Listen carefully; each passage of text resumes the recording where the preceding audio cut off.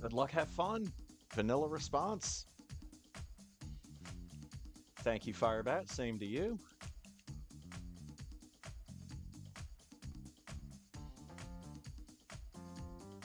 Three, two, one. Let's go. Amogus.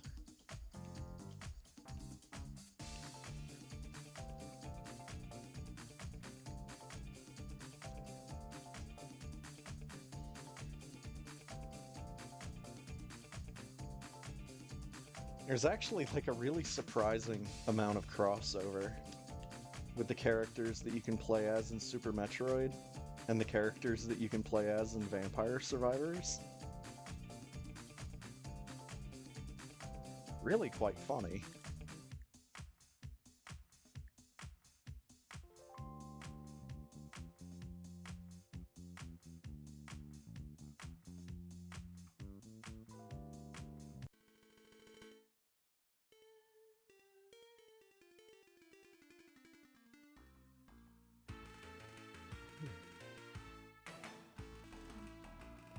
$59.83.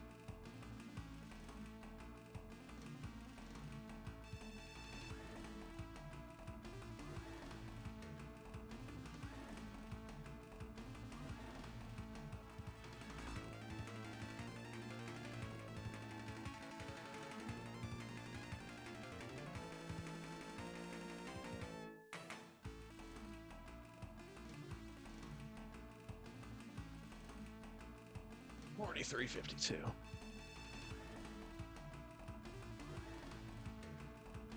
Oh shit. I won series.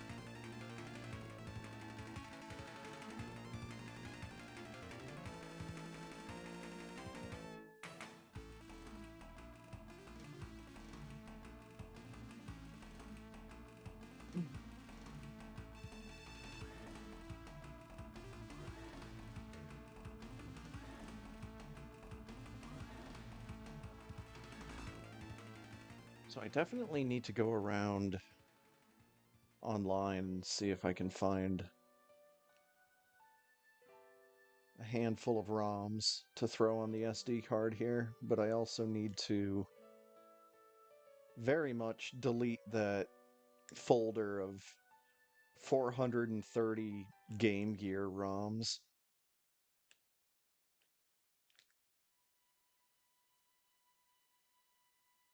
I can't even think of 5 Game Gear games that I actually want to play. And yet for some odd reason I thought it was necessary to download a folder of 400 and some odd versions. 400 and some odd ROMs.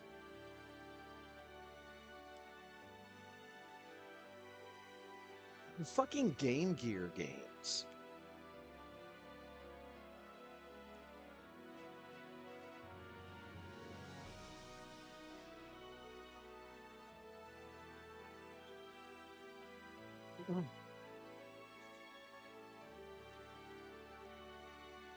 I'd have to head back over to Vim's lair to even see what people think are good Game Gear games.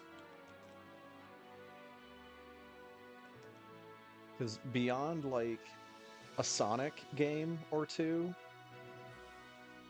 and maybe Streets of Rage,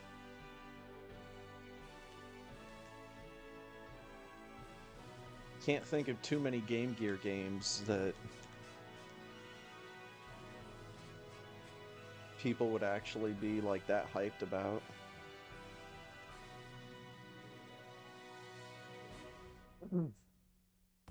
I know I've got, like, that one SD Gundam game and then Sonic Labyrinth.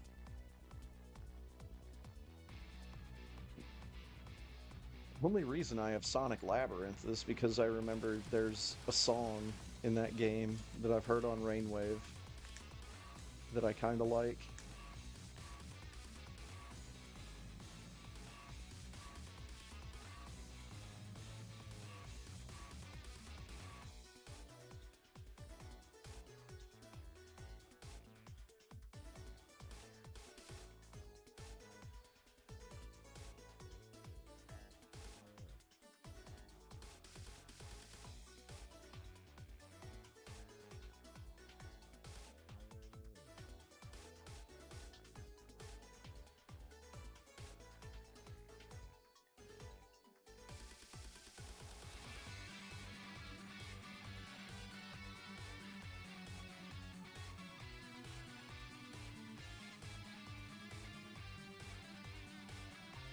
I guess there's probably like a port of maybe Golden Axe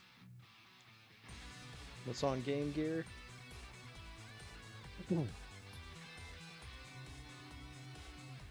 Maybe some Double Dragon, because they put Double Dragon on as many systems as they could back in the day.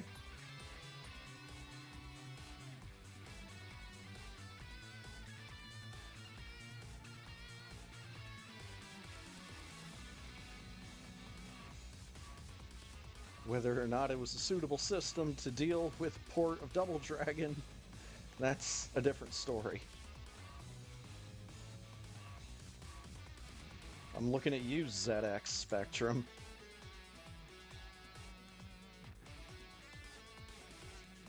That computer system had, like, next to no business having video games on it.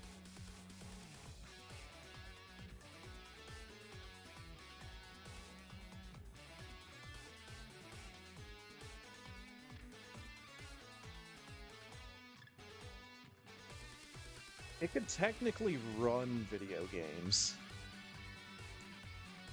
but I'm pretty sure that it wasn't designed to do that.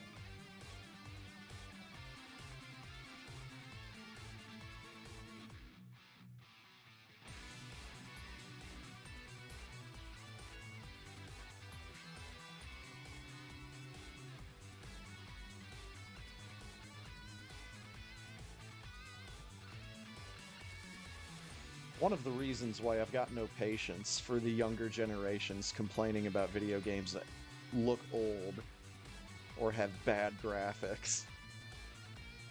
It's like, son, you have never seen the ZX Spectrum try to play any video game. Don't talk to me about bad graphics. You've never seen an operational Commodore 64.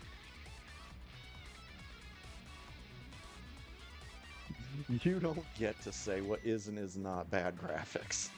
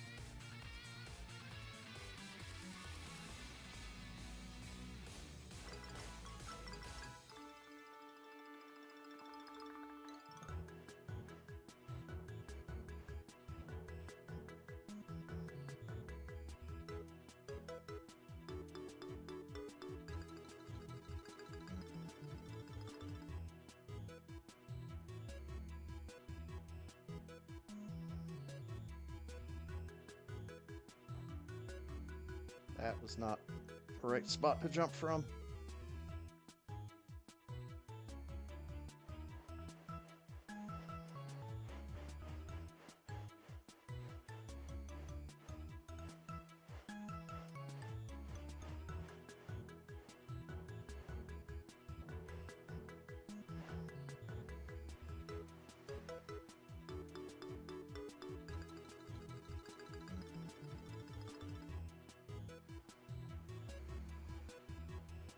Also, I feel I must reiterate, there's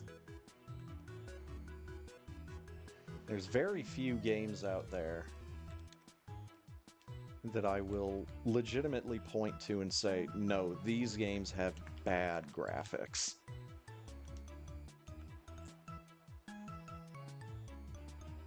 I'm usually very accepting and easygoing when it comes to different graphical styles for video games. But, you know, I have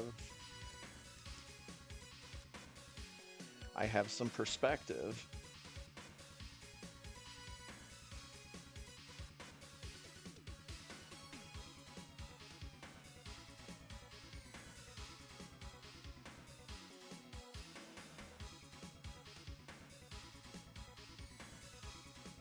as a kid that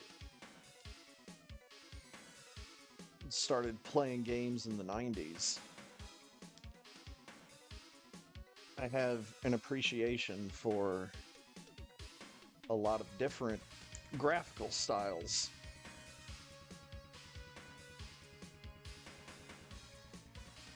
Because even just in the 90s, you got an idea of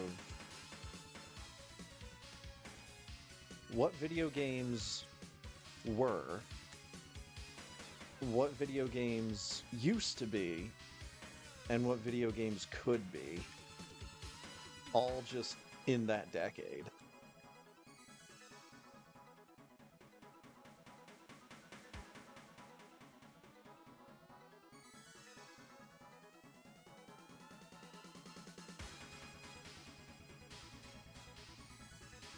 Got him.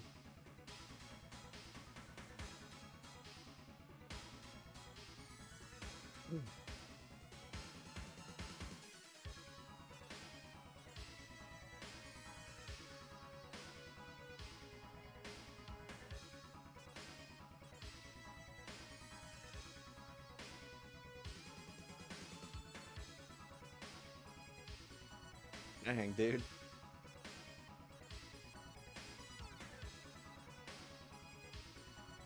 Still gonna beat me by like 10 fucking minutes, so it's fine.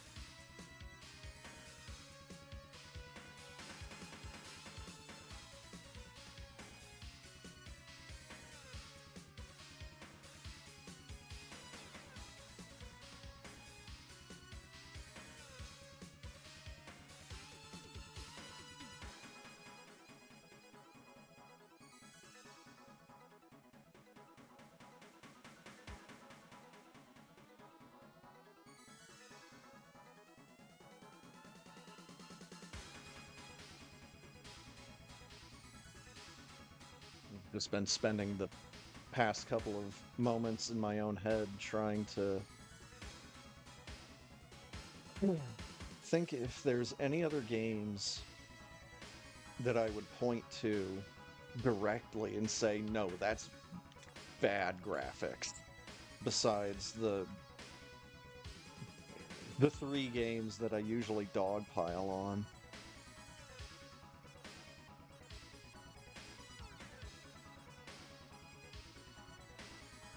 But I think the reason why I dogpile on those games in particular is because what the developers were trying to do was beyond the capability of the technology at the time, especially with the level of graphical detail that they were going for. And once again, those games are Fallout 3, Fallout New Vegas, and Elder Scrolls 4 Oblivion.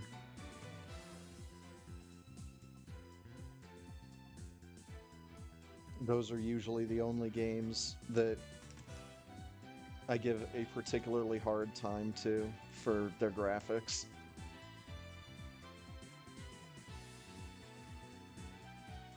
Because quite frankly, there were better looking games than all three of those at the time. And oh, well, they were going for the whole massive open world thing. Well, massive open worlds with that graphical style weren't really feasible at that point. They ended up looking like shit.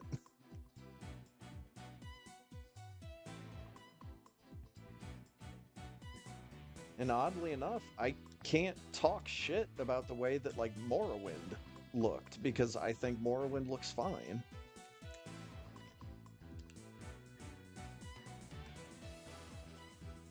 Because they were still well within their lane at that point.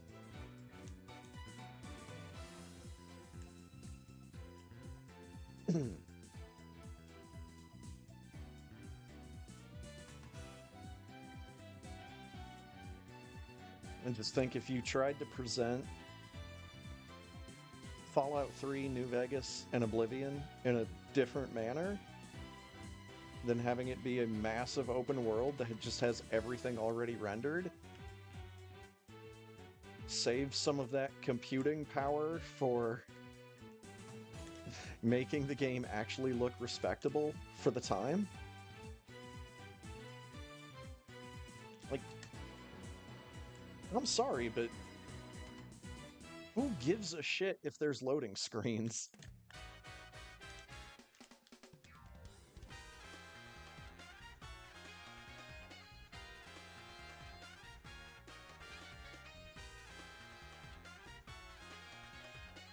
Complaining about loading screens, to me, is like complaining about how bad the silver spoon tastes in your mouth.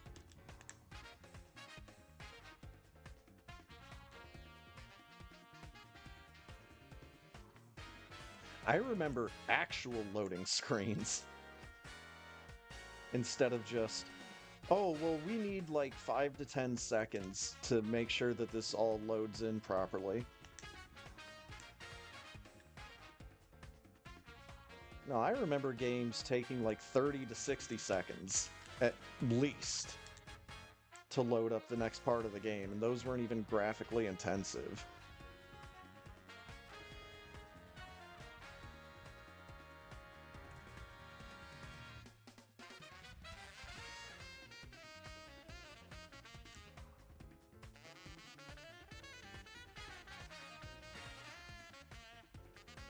People got spoiled really, really quick when it came to video games.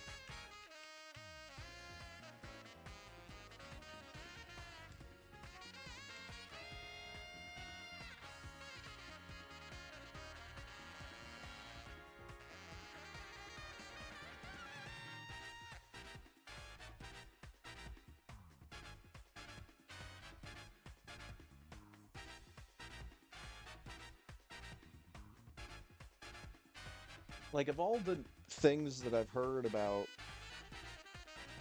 for instance, like the Grand Theft Auto games, Vice City, San Andreas, I don't really remember people talking shit about the fact that those games had loading screens.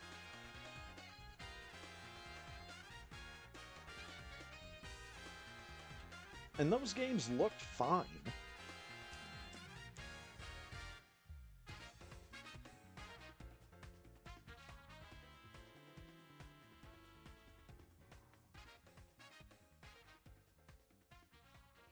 It's not like the sales of those games were hurt by the fact that they weren't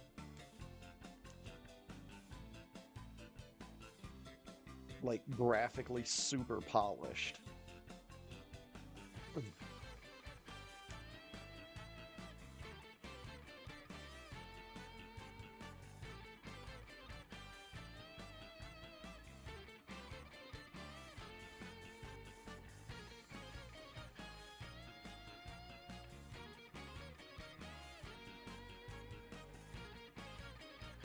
Which reminds me, I have recently watched a YouTube video talking about why people have been kind of shitting on the Oblivion remaster. And it's like they completely missed the point. It's like, yeah, it's a remaster. A lot of the characters aren't going to look the same because they've remastered the graphics.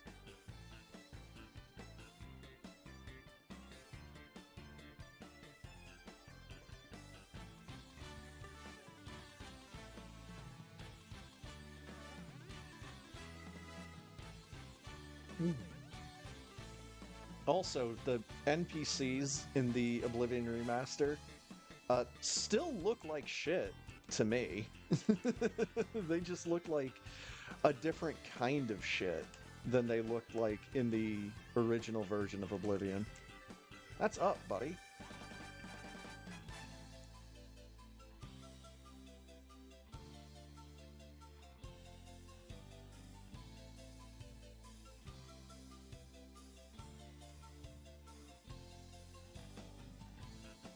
Just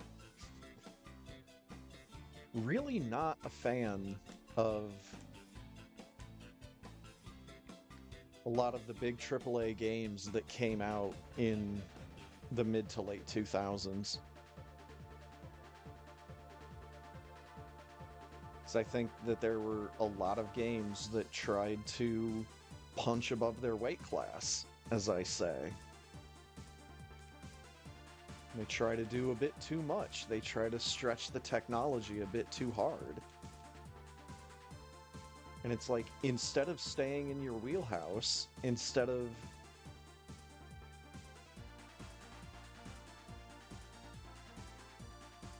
doing what you can with the technology provided, you're trying to push the envelope. And that does not always work out very well.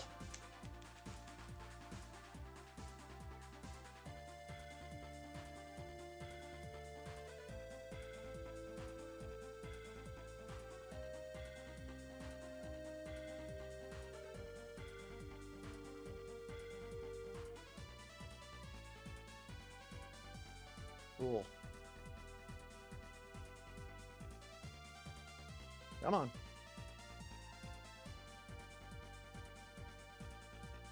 That's too early. Gonna hit him with 2? Please? Okay, looks like we hit him with 2. So we're still good. I just need these particles to go away.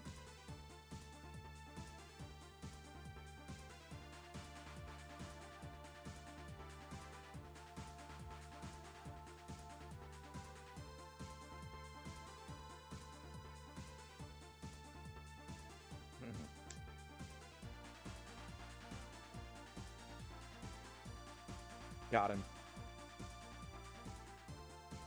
Clunk. Hell yeah.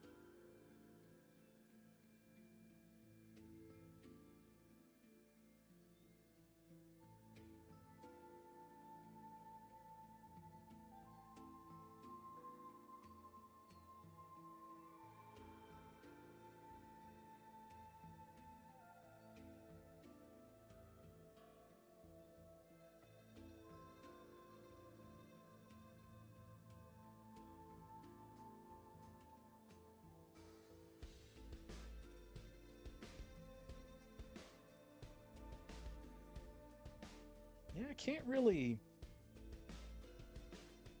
can't really think of too many other video games that I would point to and say, no, those graphics are just bad.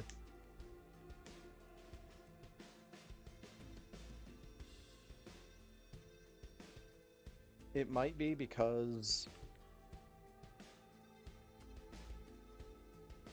most of the games that I have been drawn to in my life have had like a deliberate art style.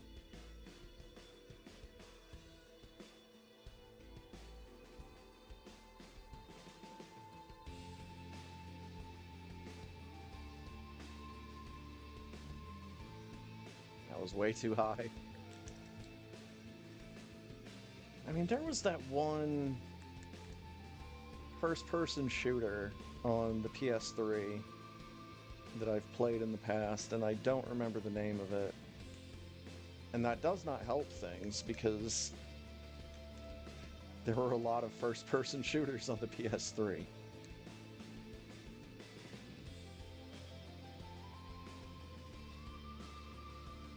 But it's not like the graphics in that game were bad, they were just, like, not noteworthy.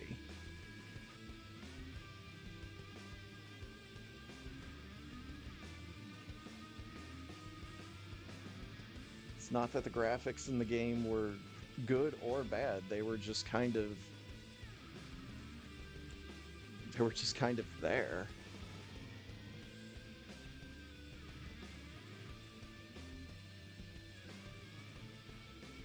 The one game that I actually really do like, that I will talk a little bit of shit about, is Mario Golf Toadstool Tour on the GameCube.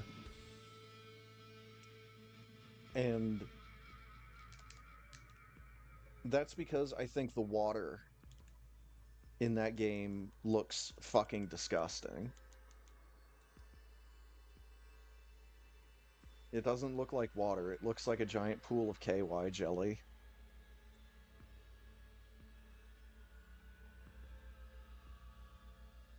And just looking at it, I'm just thinking, surely there's a better way of doing that.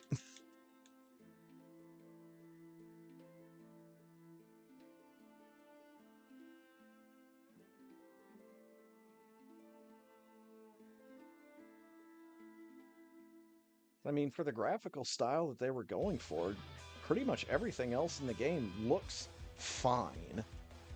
It's just the water in that game looks fucking disgusting.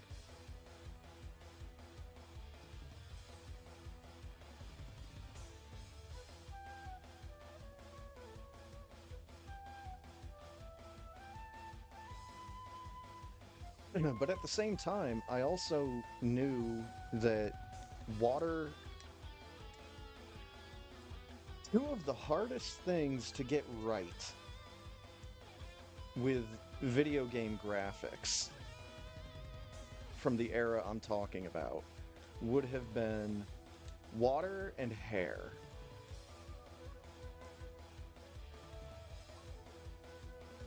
There were ways to do it that made it look fine. There were ways to do it that made it look okay. But once you started trying to go above and beyond that, it looked really jarring. Because again, the technology was just not there yet.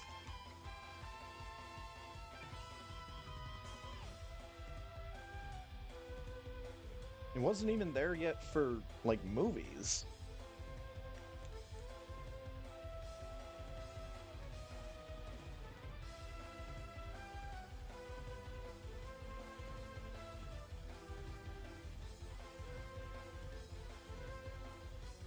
It wasn't, as far as I'm concerned, it wasn't until, like, after the Lord of the Rings movies came out and were as successful as they were that people started to get a grip on particle simulations for water and for hair and all of that. And then you take a look at, like, some of the modern, like, Planet of the Apes movies, And it's like, no, some of that shit looks amazing.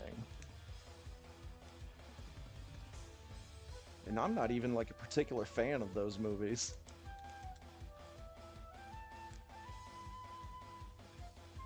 I don't even know if I've actually seen a Planet of the Apes movie. I remember when they had a TV show.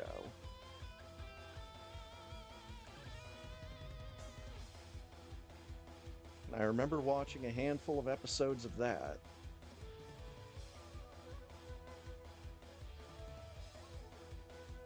But you know, that was just people in monkey suits.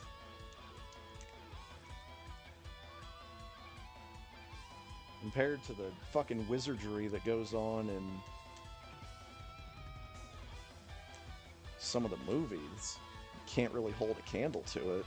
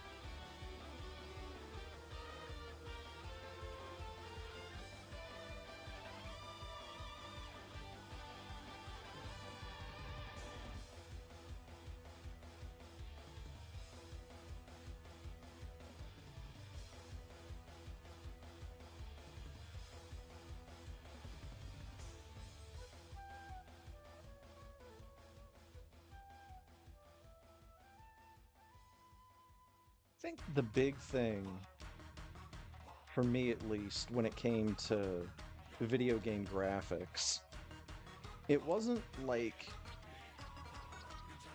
It wasn't particularly how the graphics looked.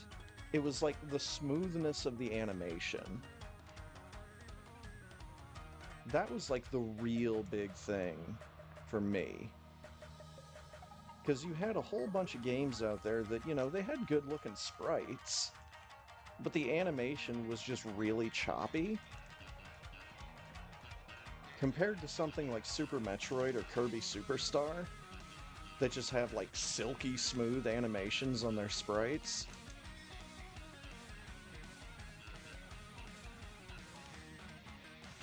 You know, you had stuff like, for instance, the Final Fight games. There were definite gaps in the animation. And it was noticeable. Didn't exactly take away from the gameplay.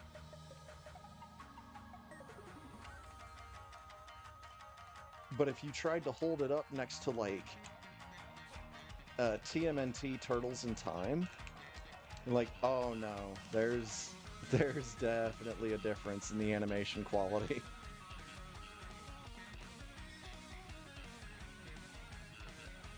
Give me more animation frames, please.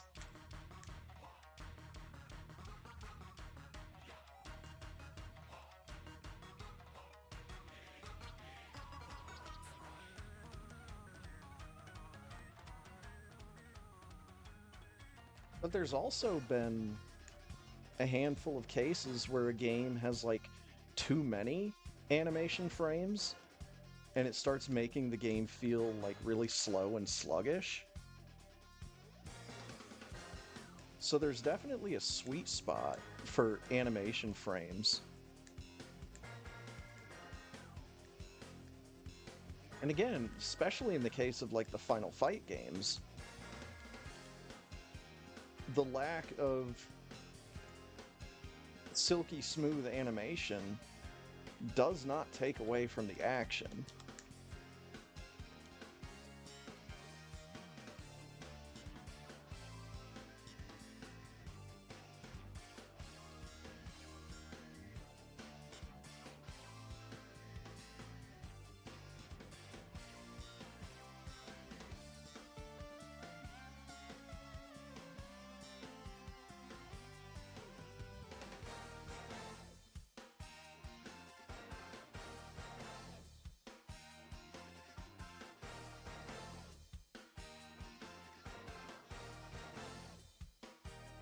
It's all about just like knowing what your particular limitations are, and then working in and around those limitations, and not necessarily, trying to push past those limitations.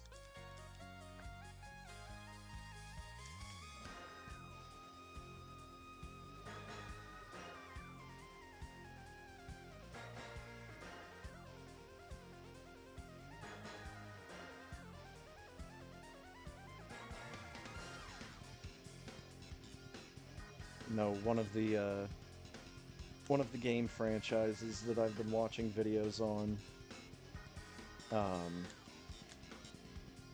that has definitely tried to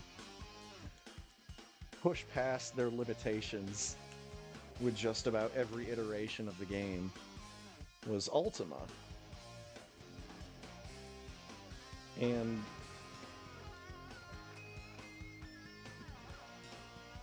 I also think that it's a franchise that has paid for trying to push past some of their limitations with some of their entries. Where it's just like, oh, you really should not have tried. Think what you had before this worked? And, a lot of people liked it. So trying to start again from scratch isn't always like the best idea. But then again, I like iterations. I like just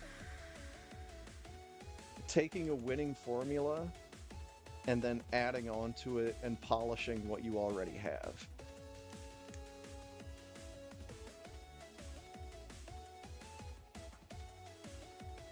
I have not always thought along those lines.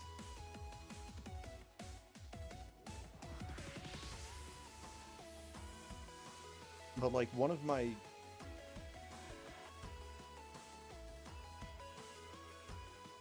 favorite video game franchises right now, in my more modern way of thinking, is the Mega Man franchise, the original 6 Mega Man games. That's not just because there's Mega Man music currently playing. But they took their winning formula and they just iterated upon it 5 times. And they came up with a series of games that is still really fondly remembered to this day. You can throw 9 and 10 into that mix as well. Because 7 and 8 and 11 were kind of their own monsters.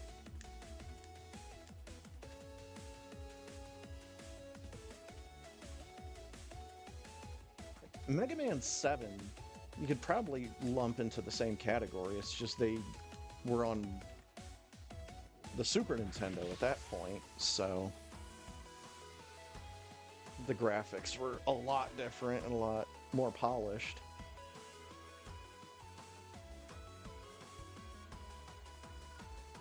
Eight was, what, PlayStation?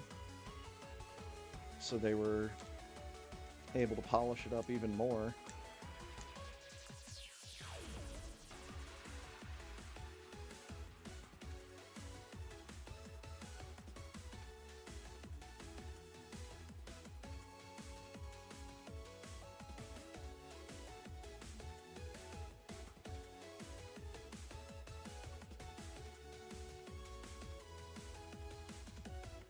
And then 11 was definitely more recent than any of the other entries in the series.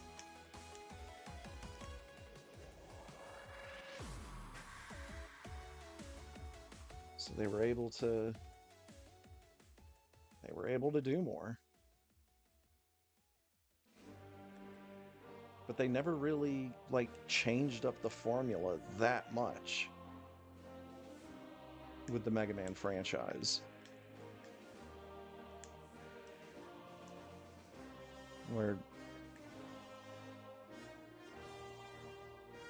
other game series felt the need to mess with their winning formula a bit too much.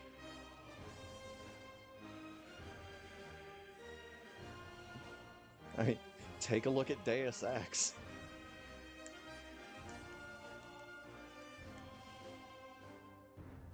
Pretty sure that the original Deus Ex is still remembered as like one of the great PC games of all time. Whereas Deus Ex 2 is really like looked down upon in just about every possible respect.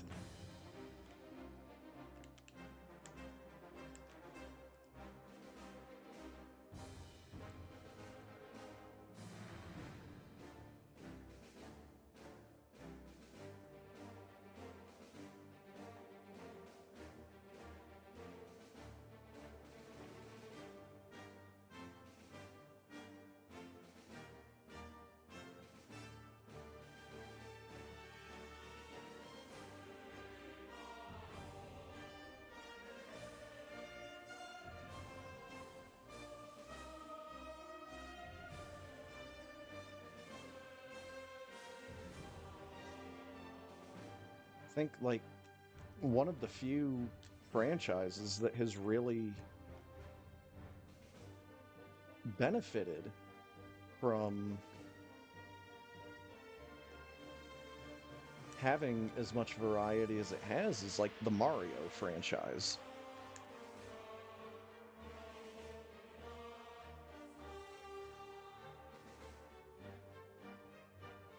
It also helped that Mario 2 was not a Mario game. Mario US.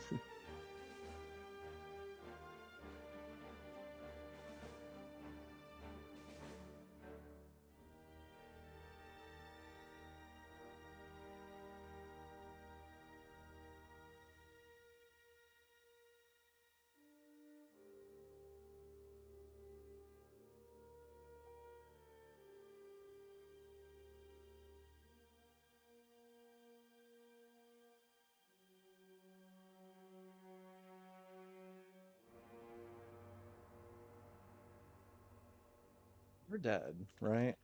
Oh, you're pogoing. Dead? Pick me up? Now you're dead? There we go.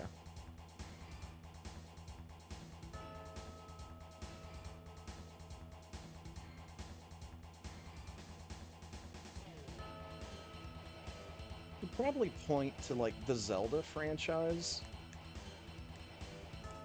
as another series that benefited from having a lot of variety. But I would not have said that back in the day. Because quite frankly, back in the day, I did not appreciate Zelda 2.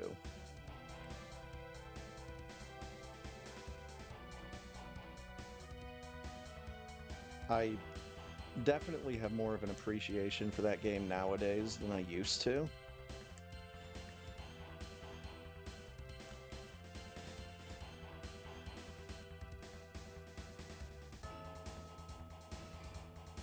For me personally, as far as the 2D Zeldas are concerned, it really is a toss-up between Link to the Past and Zelda 2. I really like Zelda 2 a whole lot more than I used to. I definitely like it better than the first one.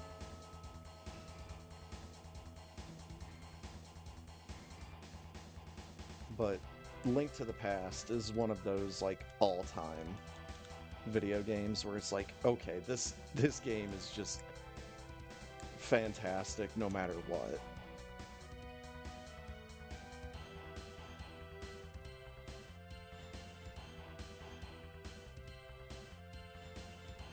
It's it's one of those games that just it feels good to play.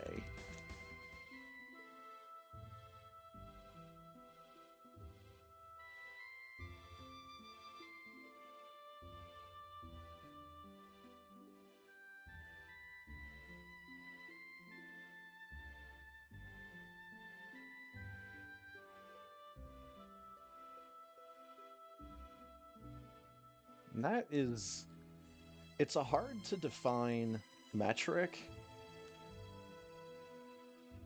but you know that feeling when you play a game.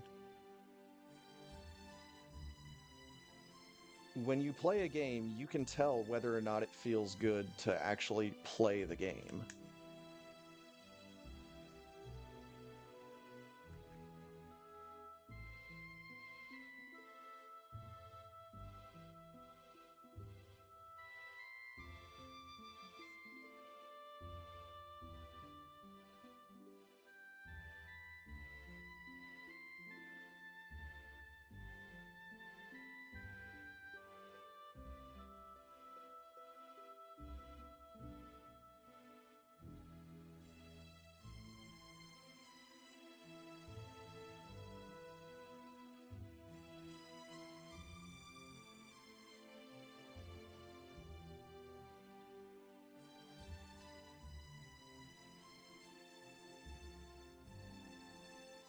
Like, I've gone on record in the past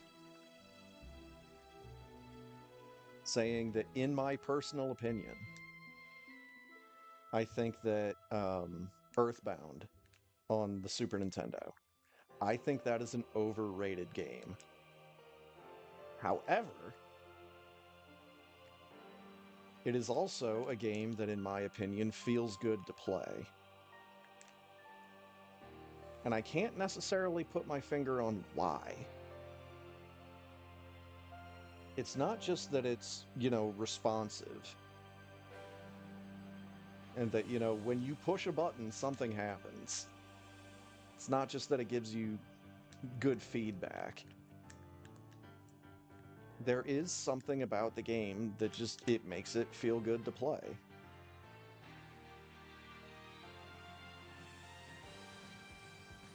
But I'm also not going to say that Earthbound is a timeless classic.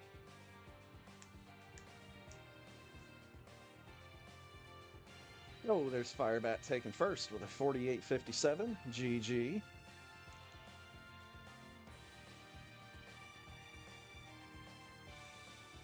Because, again, feels like this is another thing I've said in the past, but Earthbound is like a modern take on Dragon Quest with a quirky sense of humor. It's just there were not really a whole lot of other RPGs from the time period that were set in the quote-unquote modern day.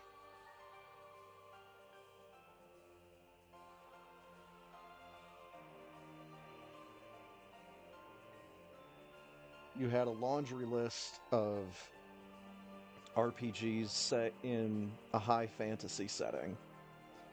You had a handful of RPGs that were set in kind of a sci-fi futuristic setting.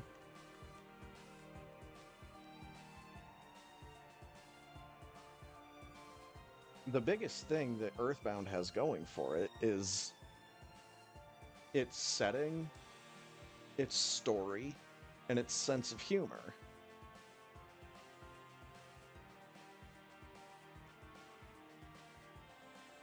But the actual gameplay of Earthbound is absolutely nothing special.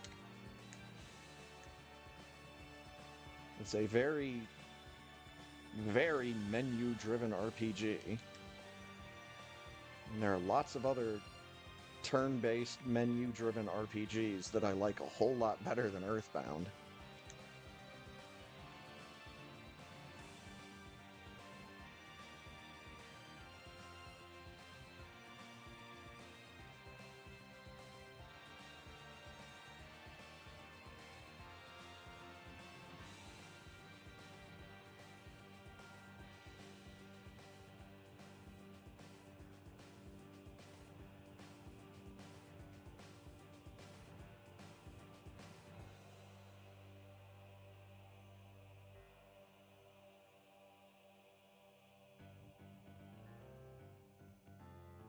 Come off me.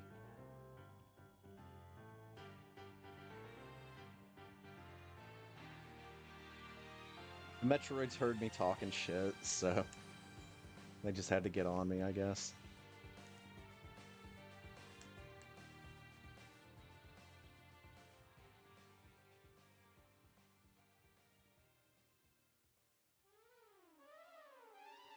Speaking of menu-driven RPGs that I like better than Earthbound,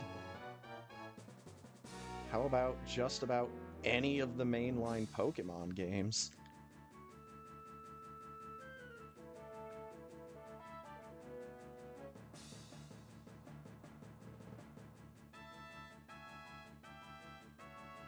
It's as big of a change-up to the RPG formula as I had seen at the time.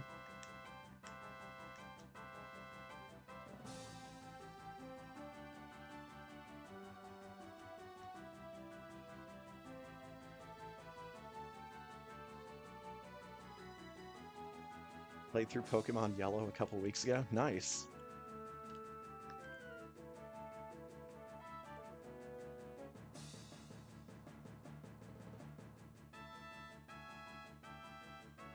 I need to play through Pokemon Yellow, just not use Pikachu.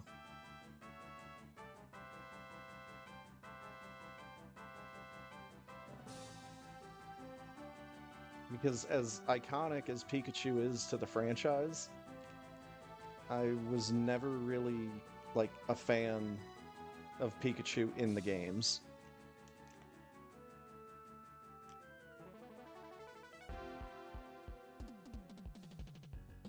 It wasn't until much later with different Pokemon that I got an appreciation for Electric type.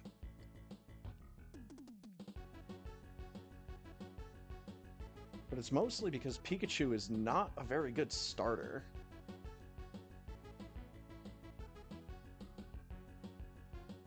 Like, I'm usually the knucklehead that just goes ahead and takes the fucking water starter almost 10 times out of 10. Like, very few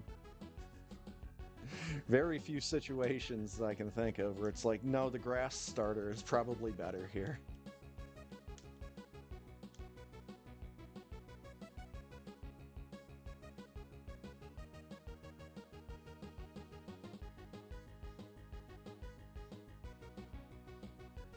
Especially if, like, the very first gym leader that you face is ground.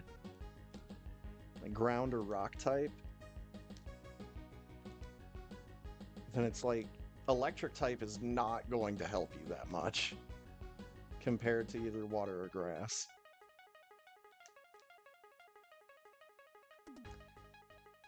Oh, so I got caught with some ketchup, but it's fine. So it didn't do a metric ton of damage.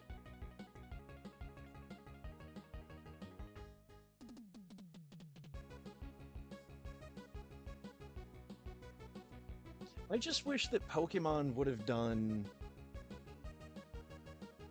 at least one generation of single type Pokemon where your starters were not just fire, water, or grass.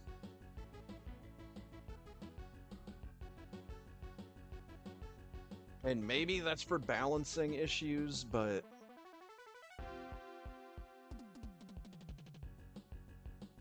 balancing in a single player game does not mean as much as balancing in a multiplayer game. I would have liked to see either like a rock or ground type starter. I would have liked to see a ghost type starter. Not Timmy. 5607. So this is going to be some manner of 58. Like a 5820. Giving myself a little bit of room to mess up by saying 5820.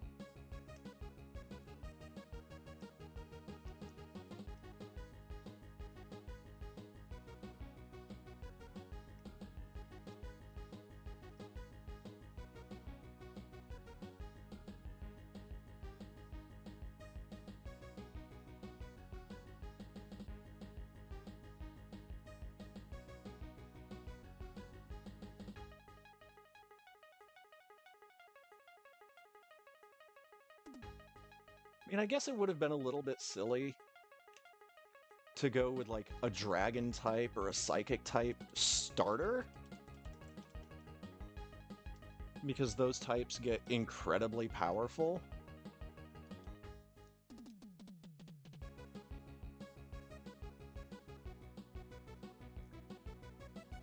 Whoops, that was not a down input apparently. Didn't remember. And I didn't want to find out by jumping through the door transition.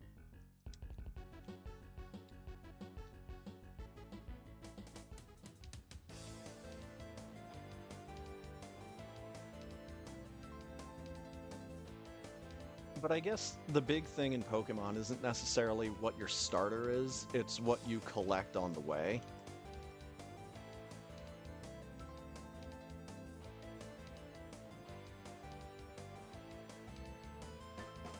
And I guess that's why I'm thankful for, like, the Pokemon randomizer. Because if you want to start the game with a fucking Geodude, that's how to do it.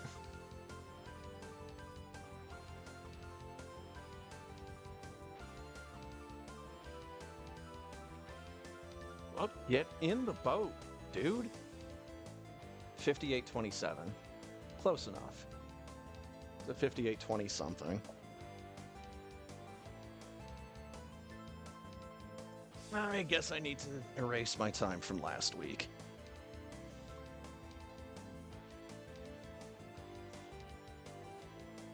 Fun fact, since I played as Invisible Samus last week, I didn't bother writing down my time.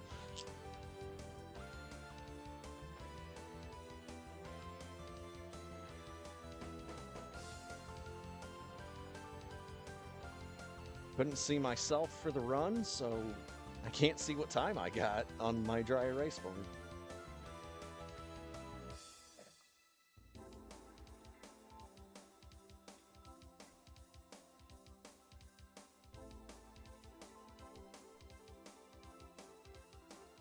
Right, this week's time's smaller.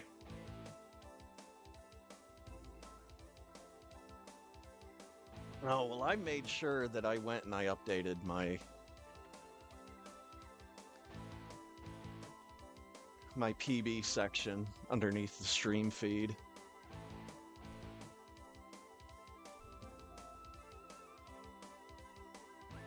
So honestly, that PB is like 10 seconds faster than what I thought I was going to be able to get without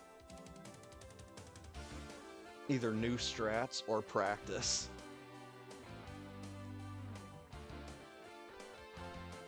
There is no sore, it will not heal. No undecided fate, it will not subdue.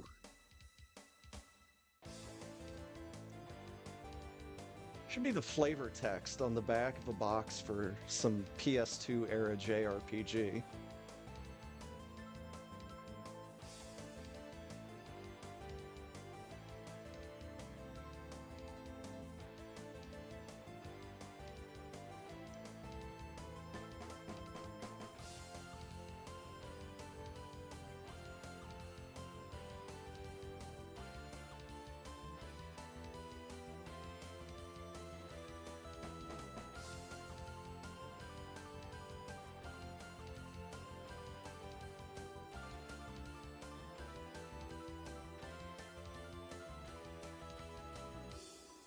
I need a ROM hack of Pokemon Yellow where I can decide what Pokemon is following me around besides Pikachu. Once again, get my boy Geodude following me around.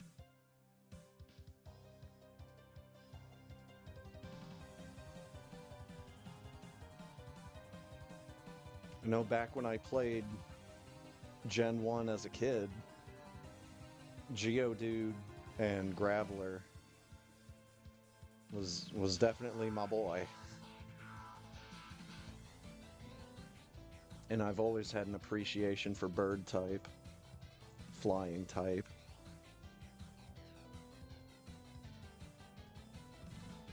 Your force!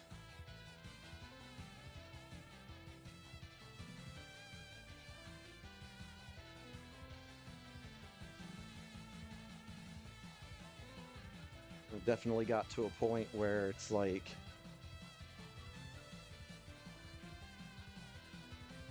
it's kind of a moment for me in every generation of Pokemon that I've played where I get my bird. That's just like a staple for me. It's like I never really think about, okay, who's my electric type gonna be, or who's my poison type gonna be. But I definitely think about who's my bird gonna be.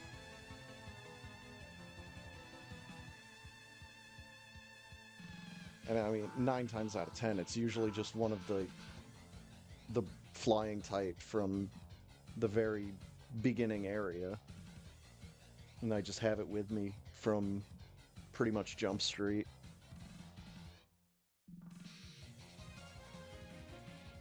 And then just end up turning that thing into a absolute killer.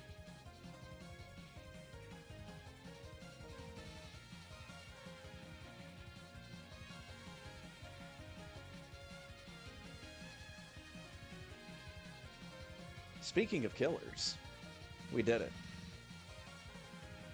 We killed an entire planet.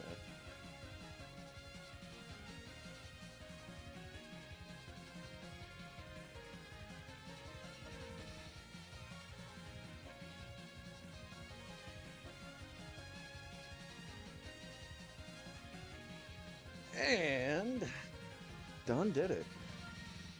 Done and did it at the same time. So that is going to wrap things up for me tonight. Believe that next week Honk and I should be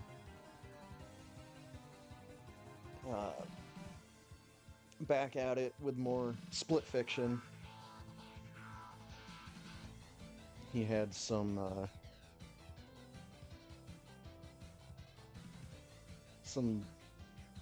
business that had to be dealt with this week. So, should be back at it next week. And of course, a big thank you to Insane Firebat for the races here tonight. Always a lot of fun. And for everybody else, thanks for stopping by, thanks for hanging out, thanks for watching. And I'll catch you next time. See ya!